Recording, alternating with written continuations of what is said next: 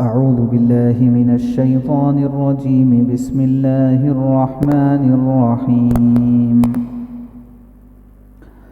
وإذا قيل لهم آمنوا بما أنزل الله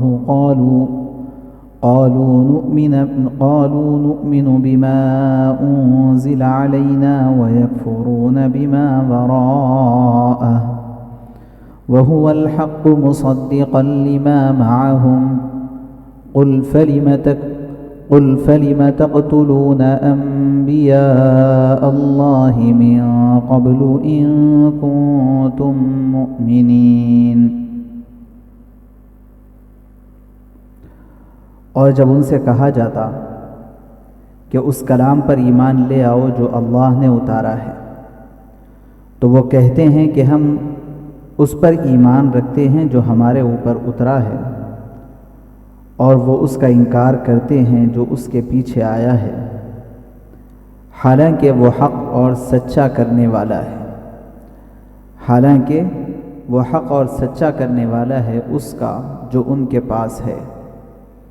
کہو اگر تم ایمان والے ہو تو تم اللہ کے پیغمبروں کو اس سے پہلے کیوں قتل کرتے رہے ہو؟ بنی اسرائیل کا اور یہودیوں کا ذکر چل رہا ہے، اور جن وجوہات کی وجہ سے بنی اسرائیل کے ہاتھ سے قیادت چھن گئی.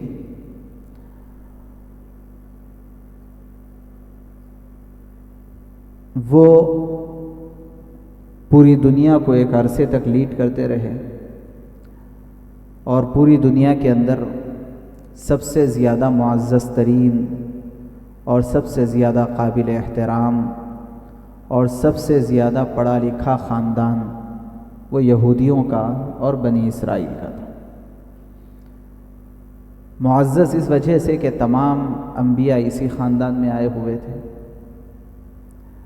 اور پڑھا لکھا اس وجہ سے کہ آسمانی کتابیں ان کے پاس تھی، تورات اور انجیل.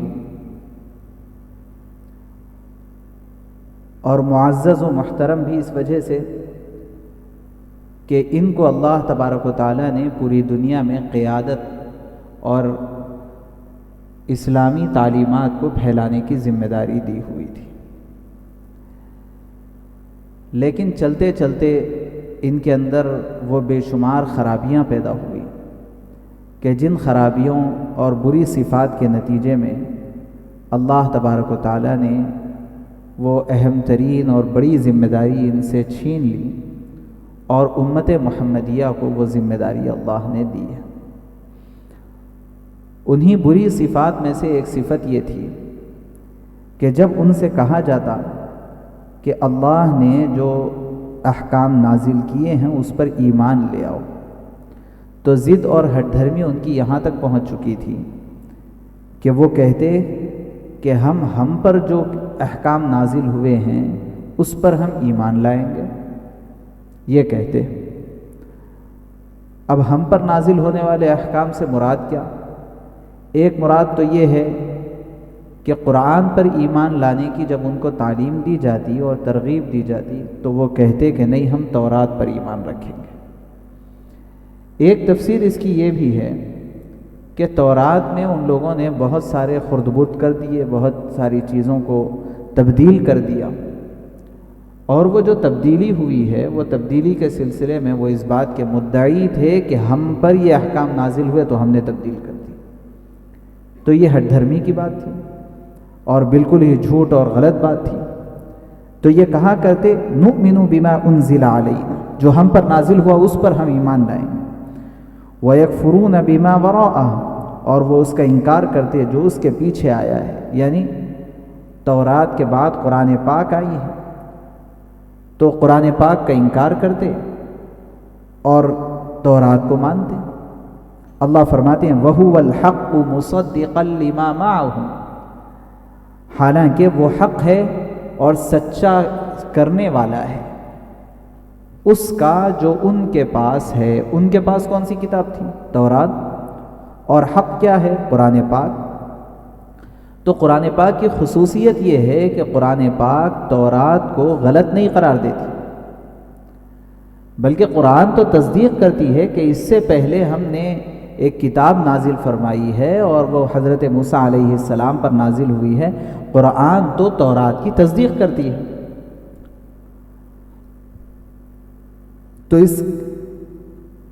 تو اس کا مطلب یہ ہوا کہ قرآن پاک کو ماننا دراصل تورات کا مصداق جو ہے اس کو ماننا ہے، کیونکہ قرآن تورات کی تصدیق کرتا ہے۔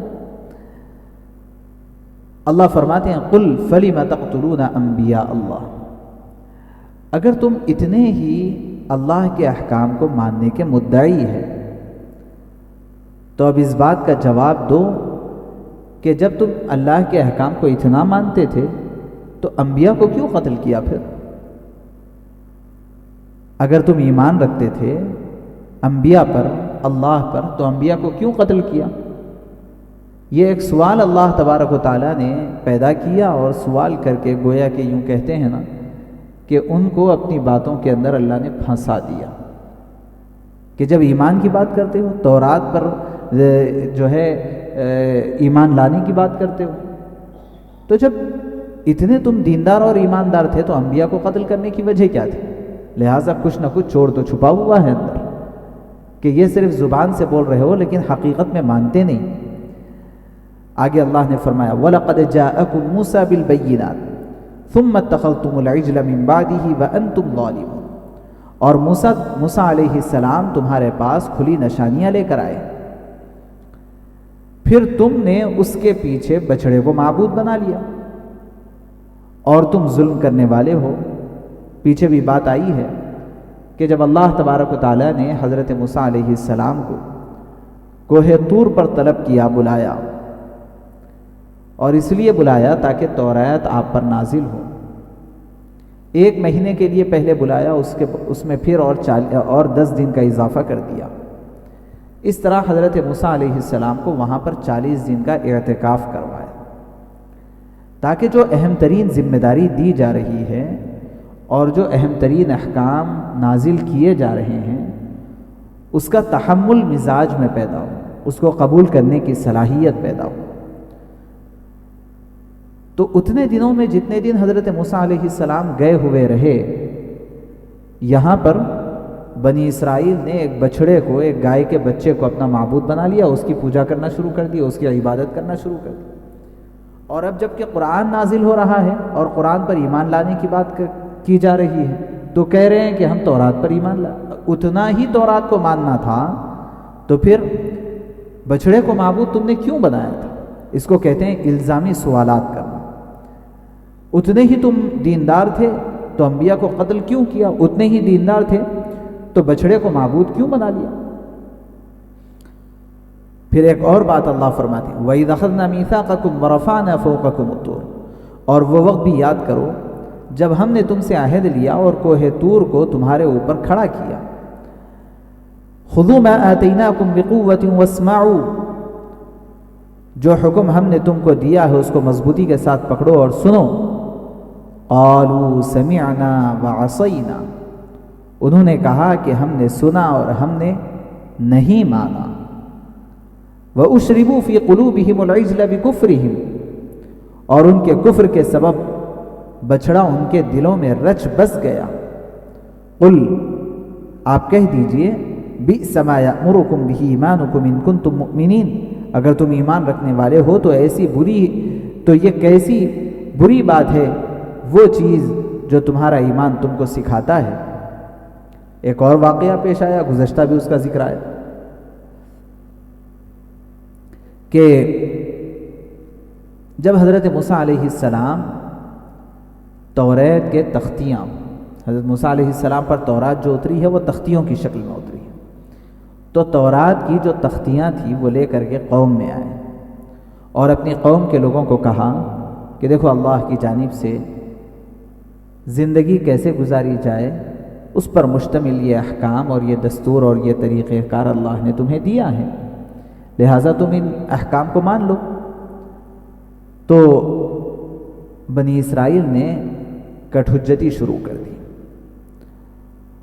اور پوچھنے لگے کہ ہمیں کیسے پتہ چلے گا کہ یہ اللہ نے ہی بھیجا ہے؟ حضرت موسیٰ علیہ السلام نے فرمایا کہ اللہ نے مجھے بلایا اور وہاں پر 40 دن اعتکاف کروایا، اس کے بعد اللہ نے یہ تورات میرے پاس بھیجی فرشتوں کے ذریعے سے، اور مجھے حکم دیا کہ تمہیں جا کر کے یہ پہنچاؤں۔ تو کہنے ہم نے تو اللہ کو دیکھا نہیں، اور جب تک ہم اللہ کو دیکھ لیں گے نہیں اس وقت تک مانیں گے نہیں۔ تو اب موسیٰ علیہ السلام بڑے پریشان ہوئے کہ بھئی کیا کریں، ان کی آنکھوں کے اندر یہ کہاں کی صلاحیت ہے کہ یہ اللہ کا دیدار کرے؟ ایک تجلی کی کرن سے پورا پہاڑ جل گیا۔ حضرت موسیٰ علیہ السلام نے خواہش ظاہر کی تھی، ربی ارینی کیف تحیی الموتى، بلکہ خواہش ظاہر کی تھی کہ اے اللہ میں آپ کو دیکھنا چاہتا ہوں۔ تو اللہ نے فرمایا کہ دیکھو ایک بات سنو، مجھے دیکھنا تو بہت دور کی بات ہے، میری ایک تجلی میں پہاڑ پر ڈالتا ہوں، اگر تم اس تجلی کا تحمل کر سکتے ہو تو پھر مجھے بھی دیکھ سکتے ہو۔ اللہ نے اپنی ایک تجلی پہاڑ پر ڈالی، پہاڑ جل کر خاکستر ہو گیا، حضرت موسیٰ علیہ السلام بے ہوش ہو کر گر گئے۔ تو یہ بنی اسرائیل کس کھیت کے موری کہنے لگے کہ ہم جب تک دیکھیں گے نہیں تو ہم مانیں گے کیسے؟ حضرت موسیٰ علیہ السلام نے اللہ سے دعا کی کہ اللہ کیا کریں؟ اللہ نے فرمایا کہ دیکھو ایسے کرو کہ انہیں بھی لے آؤ طور کے پاس۔ پھر انہوں نے یہ خواہش ظاہر کی کہ ہم اپنی کانوں سے جب آواز سن لیں گے تو مانیں گے۔ تو بہرحال ان کو لے جایا گیا، وہاں طور پہاڑ کے پاس پہنچ کر کے پہاڑ کے دامن میں کھڑے ہو کر کے کہہ رہے ہیں کہ نہ ہمیں آواز آ رہی ہے نہ ہم دیکھ پا رہے ہیں۔ تو اللہ نے پہاڑ کو یوں اٹھا لیا، اور اس کے بعد اللہ نے فرمایا کہ دیکھو مانتے ہو کہ نہیں اگر نہیں مانو گے تو پہاڑ تمہارے اوپر گرا دیا جائے۔ اب جب دیکھا کہ پہاڑ اڑ گیا ہے اور ہمارے سروں پر پہاڑ ہے اور اب گرنے کو ہے، تو اب کہنے لگے کہ ہاں مان لیں گے مان لیں گے مان لیں گے۔ قرآن میں جا بجا اللہ نے اس واقعے کو ذکر فرمایا، اور طبیعتوں میں کٹھوجتی اتنی زیادہ ہو گئی تھی کہ وہاں سے بات مان کر کے آئے، اور جب قوم کے درمیان آئے، پوروں کو نہیں لے گئے تھے، قوم کے غالباً 40 آدمی کو لے گئے تھے۔ جب واپس آئے اور آ کر کے قوم کو بتانا چاہیے اب کہ ہاں ہم وہاں مان کر کے آئے ہیں، تم بھی مان لو، تو یہاں آ کر کے کہنے لگے سمعنا وعصینا، سمعنا واطعنا نہیں، ہاں ہم گئے تھے، ہم نے اللہ کی بات سنی ہے اور ہم نے مان لیا ہے، یہ کہنے کے بجائے آ کر کے کہنے لگے سمعنا وعصینا، ہم سنے تو ہیں لیکن مانے نہیں ہیں، نافرمانی کی ہم۔ اللہ فرماتے ہیں وجہ کیا تھی؟ دراصل ان کے دلوں میں بچھڑے کی جو بچھڑا جو انہوں نے اپنا معبود بنایا ہوا تھا، وہ بچڑا ان کے دلوں میں رچ بس گیا۔ دراصل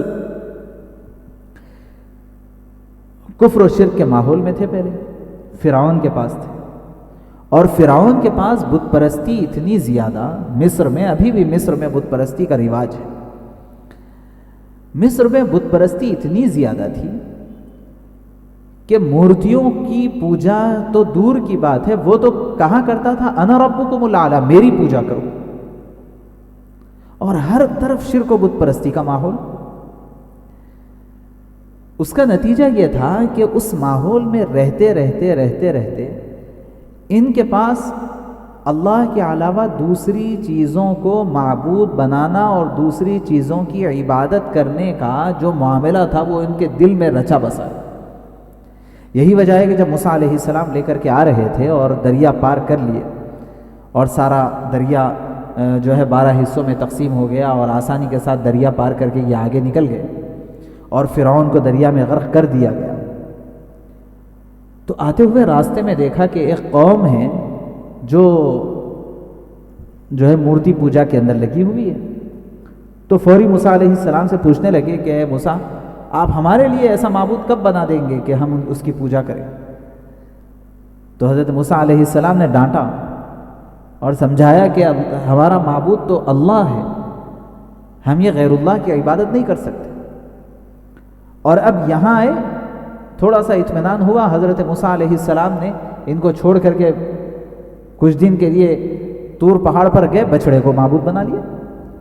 تو اللہ فرماتے ہیں کہ ان کے کفر کی وجہ سے ان کے دلوں میں بچڑا یہ رچ بس گیا تھا۔ قل، آپ کہہ دیجئے، بئس ما یأمرکم بہ ایمانکم ان کنتم مؤمنین، اگر تم ایمان رکھنے والے ہو۔ جیسے اب یہاں ڈینگے مار رہے ہیں، ہم تو تورات پر ایمان لائیں گے، ہم قرآن پر نہیں، جو ڈینگے مار رہے ہیں، جیسے شیخی بگار رہے ہیں، اگر اتنے تم دیندار ہوتے تو بچڑے کو کیوں معبود بنائے ہوئے ہوتے؟ پھر فرمایا قل ان كانت لكم الدار الآخرة عند الله خالصة من دون الناس فتمنوا الموت ان كنتم صادقین۔ ایک اور بات یہ کہا کرتے تھے کہ آخرت کا معاملہ تو ایسا ہے کہ وہ آخرت ہماری ہے، جنت کے ہم واحد ٹھیکیدار ہیں۔ اور آپ کو معلوم ہونا چاہیے جنت کے ٹکٹ تقسیم ہوتے تھے، ان کے راہبوں کے ذریعے سے جنت کے ٹکٹ تقسیم ہوتے تھے۔ اور پتہ نہیں یہی یہودیوں کی کتنی صفات ہمارے اندر آ گئی، ہمارے یہاں بھی بعض جوہلا جنت کے ٹکٹ تقسیم کرتے ہیں۔ اور یہ بات ایسے میں کوئی جو ہے یوٹیوب پہ ادھر ادھر سن کے نہیں بتا رہا ہوں، ایک جگہ تو میں نے خود اپنے کانوں سے سنا ہے۔ پہلے تقریباً 8-10 سال پہلے مستقل طور پہ جمعہ پڑھانے کی کہیں ذمہ داری نہیں تھی میری، تو ہمارے دوست احباب تھے، ان میں سے کبھی کسی کو کہیں سفر پہ جانا ہوتا تو وہ میرے کو بول کے چلے جاتے، تو میں ان کی مسجد میں جا کر کے جمعہ پڑھا لیتا۔ اس اثنا میں بعض جمعہ ایسے رہتے کہ کہیں سے بھی تقاضا نہیں آتا، تو میں الگ الگ مساجد میں جا کر کے جمعہ پڑھتا۔ تو ایک مرتبہ ایک مسجد کے سلسلے میں سنا کہ وہاں بہت جو ہے عجیب و غریب قسم کے دعوے ہوتے ہیں، میں وہاں جمعہ پڑھنے کے لیے گیا۔ تو امام صاحب صاف وہاں پر کہہ رہے ہیں کہ کوئی مشکل نہیں ہے جنت کا حاصل کرنا، جنت بہت آسان ہے، اگر تمہیں جنت میں پلاٹ چاہیے تو اتنے روپیے جمع کر دو، جنت میں پلاٹ دلانے کی ذمہ داری میری، کہہ رہے ہیں باضابطہ۔ تو وہ جو جنت کے ٹکٹ تقسیم ہونے کی بات ہے وہ صرف آج کی بات نہیں ہے، آج بھی یہ صورتحال پائی جا رہی ہے، لیکن ہمیں قرآن بتاتا ہے کہ شروع کہاں سے ہوا۔ تو یہودی کہا کرتے تھے کہ جنت کے اوپر تو ہماری ٹھیکیداری ہے، جنت ہم کو ملنے والی ہے، اور جن کو ہم الاٹ کریں ان کو جنت ملے گی۔ یہی وجہ ہے کہ یہ مدینے کے لوگ اور مکے کے لوگ اور ادھر ادھر کے لوگ ان کو سب کو اپنے سر پہ بٹھا کر کے رکھتے تھے، ارے بھائی جنت بھی ان کے پاس ہے، تورات بھی ان کے پاس ہے، وہ بھی ان کے پاس ہے، سب ان کو پتہ نہیں کیا سمجھتے تھے۔ جب قرآن نازل ہوا تو پتہ چلا کہ کیا ہے یہ۔ اللہ فرماتے ہیں کہ اچھا ٹھیک ہے، تم کہتے ہو کہ جنت تمہاری ہے اور آخرت تمہاری ہے، تم کہتے ہو تو ذرا موت کی تمنا کر کے دکھاؤ کہ دیکھتے ہیں کتنا دم ہے۔ جب جنت تمہاری ہے تو مرو جلدی، اور مرنے کی تمنا ہونی چاہیے کہ بھئی الموت جسر من الدنیا الی الآخر، کہ موت یہ ایک پل ہے جو دنیا سے آخرت میں ہم کو پہنچا دیتا ہے۔ تو جب جنت تمہاری ہے تو پھر موت کی تمنا کر کے دکھاؤ تو صحیح۔ قل ان کانت لکم الدار الآخرہ، اگر اللہ کے یہاں آخرت کا گھر خاص تمہارے لیے ہے، من دون الناس، دوسروں کو چھوڑ کر، فتمنوا الموت ان کنتم صادقین، تو تم مرنے کی آرزو کرو اگر تم سچے ہو۔ وَلَن يَتَمَنَّوْهُ أَبَدًا بِمَا قَدَّمَتْ أَيْدِيهِمْ، اللہ خود فرما رہے ہیں وَلَن يَتَمَنَّوْهُ أَبَدًا بِمَا قَدَّمَتْ أَيْدِيهِمْ، مگر وہ کبھی اس کی آرزو نہ کریں گے اس سبب سے کہ انہوں نے بڑے بڑے گناہ کر رکھے ہیں، اس لیے مرنے کی تمنا کرنے کا دم اور اس کی ہمت ان کے پاس نہیں ہے۔ واللہ علیم بالظالمین، اللہ تبارک و تعالی ظالموں کو خوب جانتے ہیں۔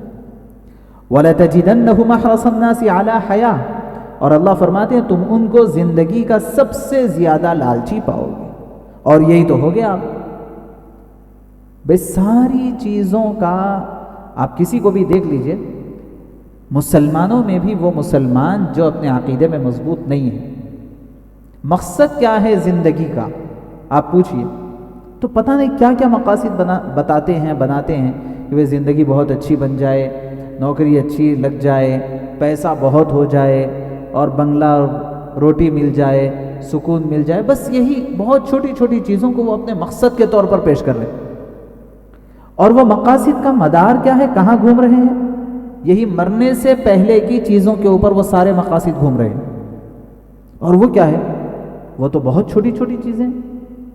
اسی وجہ سے سب سے زیادہ اہمیت اگر کسی چیز کی ہے تو وہ اپنے آپ کے پروٹیکشن کی، اپنے آپ کی زندگی کی، اور کسی چیز کی اہمیت نہیں.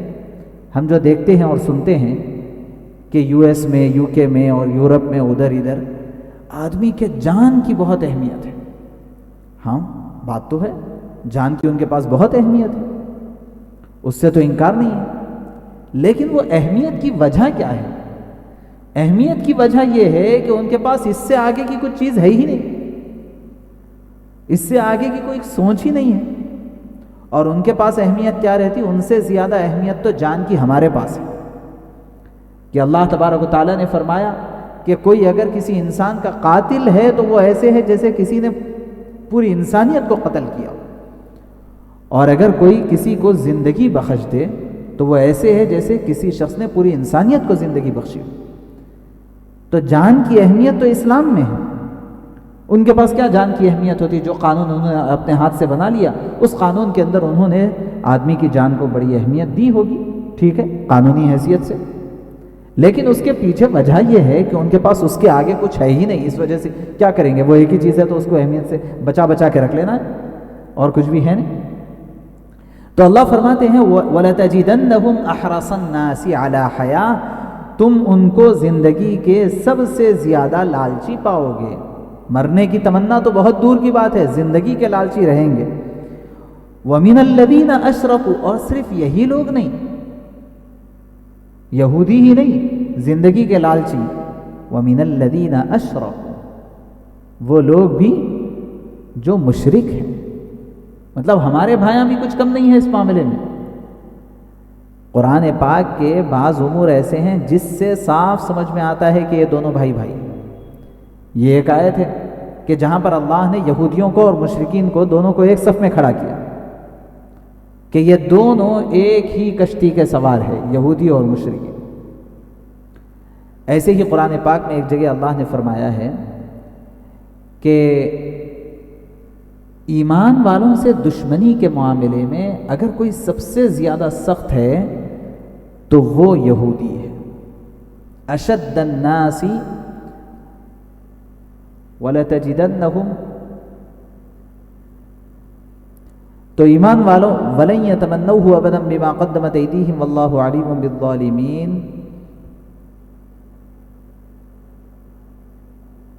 لَتَجِدَنَّ أَشَدَّ النَّاسِ عَدَاوَةً لِلَّذِينَ آمَنُوا الْيَهُودَ، لَتَجِدَنَّ أَشَدَّ النَّاسِ عَدَاوَةً لِلَّذِينَ آمَنُوا الْيَهُودَ وَالَّذِينَ أَشْرَكُوا. ایمان والوں سے دشمنی کے معاملے میں اگر تم سب سے زیادہ کون ہے دیکھنا چاہو تو پہلے نمبر پر یہودی آئیں گے، دوسرے نمبر پر مشرکین آئیں گے. زندگی کے حرص کے معاملے میں اور موت سے خوف اور ڈر کے معاملے میں اگر تم دیکھنا چاہو، اللہ فرماتے ہیں پہلے نمبر پر یہود اور دوسرے نمبر پر مشرکین. وَمِنَ الَّذِينَ أَشْرَكُوا، کیا ہے ان کی عادت؟ يَوَدُّ أَحَدُهُمْ لَوْ يُعَمَّرُ أَلْفَ سَنَةٍ، کہ ان میں سے ہر ایک چاہتا ہے کہ وہ 1000 برس کی عمر پائے، 1000 برس کی عمر پائے.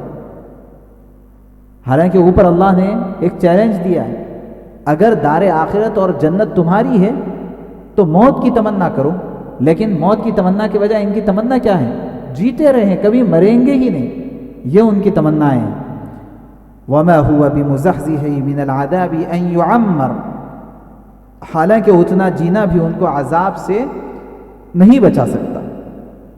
اگر اتنا بھی جی لیں تب بھی عذاب سے تو نہیں بچ سکیں گے. وَاللَّهُ بَصِيرٌ بِمَا يَعْمَلُونَ، اور اللہ دیکھتا ہے جو کچھ وہ کر رہے ہیں. تو بہرحال جو یہودی بہت سارے ڈینگے مارتے تھے، بڑی شیخی بگاڑتے رہتے تھے کہ ہم ایسے ہیں ویسے ہے، ڈبل پیسے ہے۔ اللہ تبارک و تعالیٰ نے ان کی قلعی کھول دی کہ یہ ایسے ہیں۔